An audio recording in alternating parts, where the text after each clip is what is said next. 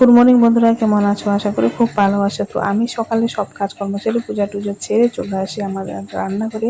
তো আমাকে তো সকালবেলা সব প্রতিদিনই রান্না করতে হয়। তো আজকে আমি একটা নতুন রেসিপি রান্না করছি, সেই জন্য আপনাদের সঙ্গে একটা শেয়ার করলাম। তো আপনারা দেখতে থাকুন। এটা হচ্ছে কাঁঠালের বিচি আর চাল কুমড়োর পাতা।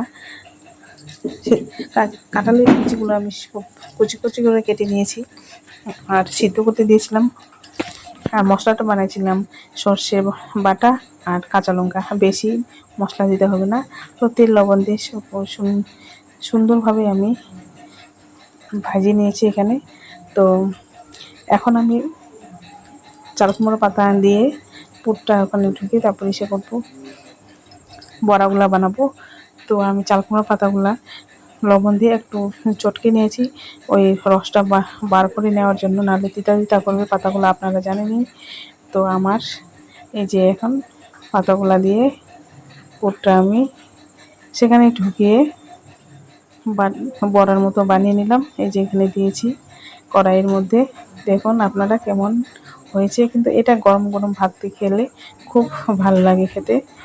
তো আপনারাও বানিয়ে খেতে পারেন বাড়িতে। তো আমার ভিডিওটা কেমন লাগলো অবশ্যই কমেন্টে জানাবেন বন্ধুরা। তো পুরো ভিডিওটা দেখবেন, স্কিপ করবেন না। তো একটু দয়া করে আমার পাশে থাকবেন, আপনাদের এটা রিকোয়েস্ট থাকলো। আর নতুন নতুন ভিডিও দেখার জন্য আপনারা অবশ্যই পাশে থাকবেন। আজকের মতো এটুকুই, টাটা।